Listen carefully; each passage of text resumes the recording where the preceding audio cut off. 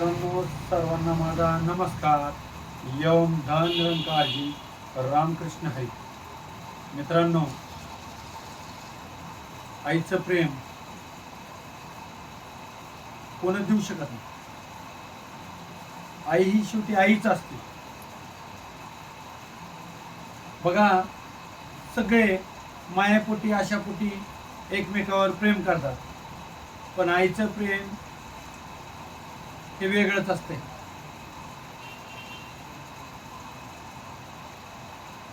आपण सहज म्हणतो की आई तू माझ्यासाठी कुठं काय केलंय, हे असं म्हणलं नाही पाहिजे. समजा आईचा अर्थच असा आहे, आ म्हणजे आत्मा, ई म्हणजे ईश्वर, ईश्वराने दिलेला आत्मा म्हणजेच आई. त्याकरता संत जनांनो, आपण आईला कधी दुखवलं नाही पाहिजे.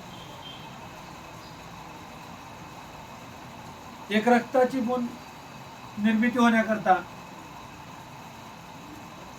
6 महिने लागतात. विचार करा,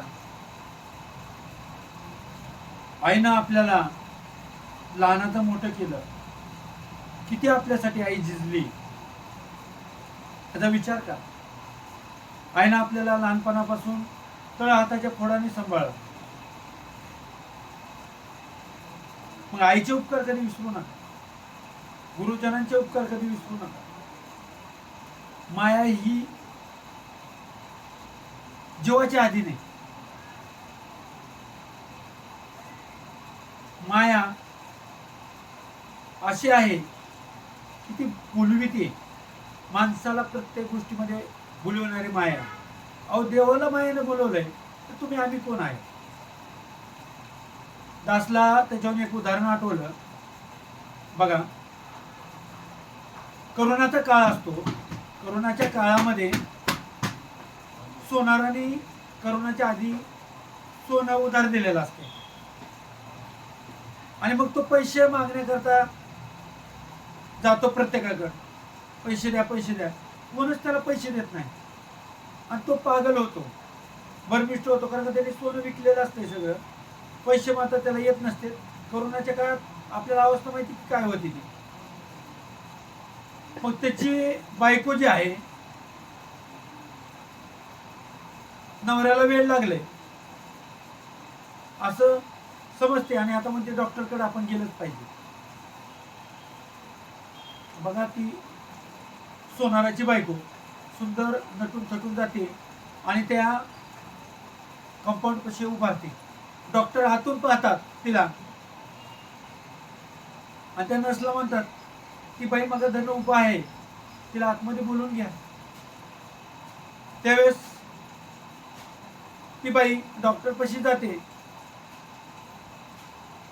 आणि डॉक्टरला सगळं सांगते की माझा नवरा पागल झालेला आहे, त्यांनी आधी सोनं उधार दिले, आणि आता करोनाच्या काळात त्याने त्याकडे पैसे नसल्यामुळे तो मागत फिरतोय, माझे पैसे द्या, माझे पैसे द्या, माझे पैसे द्या, असं त्याला वेळ लागली. ठीक आहे बाई म्हणतो, तुझी ऐकतो सगळं डॉक्टर, आणि म्हणतो मग आता तुम्ही जाऊन त्याला घेऊन या. ती म्हणते माझ्यापाशी काहीच नाही आणायला न्यायला. मग म्हणतो माझी गाडी घेऊन जावा. ड्रायव्हर देतो स्वतःचा, आणि त्या नवऱ्याला आणण्यासाठी ती बाई जाते. जात असताना एक सोनाराचं मोठं दुकान दिसतं. त्या मोठ्या दुकानामध्ये ती बाई उतरते आणि सोनं घेते. सोनं घेते ना, म्हणते, सोनार म्हणतो पैसे द्या. त्यावेळेस ती बाई म्हणते मी परत तुम्हाला देते की. मग तो गाडीकडे पाहतो, तो गाडीवर डॉक्टरचा सिम्बॉल आहे. बाई मोठ्या घराण्यातली दिसते. ठीक आहे म्हणतो, बाई तुम्हाला मी सोनं देतो, तुम्ही माझ्यावर, मी तुमच्यावर येतो, मला गेल्याच्या नंतर पैसे द्या. ठीक आहे म्हणते ती बाई. सोनार बसतो गाडीत, ती बाई बसते गाडीत, आणि गाडी रिटर्न परत दवाखान्यापाशी जाते. दवाखान्यापाशी गेल्याच्या नंतर ती बाई त्या सोनाराला म्हणते 2 मिनिट थांबा, मी आतमधून येते सरांना भेटून. ठीक आहे म्हणतो. मग ती बाई त्या त्या डॉक्टरच्या दरवाजाच्या बाहेरून पलीकडून पसार होऊन जाते. सोनार दारात थांबतोय, सोनार वाट बघतोय. आता येईन बाई, मग येईन बाई.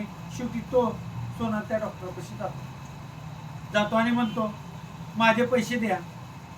मग त्या बाईने सांगितलेली गोष्ट त्या डॉक्टरच्या लक्षात येते. अरे हाच त्या बाईचा नवरा आहे. ते उठतो आणि त्याला झोपीची इंजेक्शन देतो. असं करत करत 2-3 वेळेस त्याला इंजेक्शन देतो. तो सोनार म्हणतो अहो त्या बाईनं माझ्याकडून आत्ता सोनं नेलंय.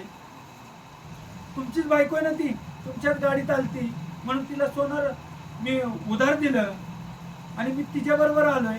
तुमची बायको कुठे आहे? तर डॉक्टर म्हणतो ती काय माझी बायको वरती आहे, मी बोलून घेतो. डॉक्टर बोलून घेतात.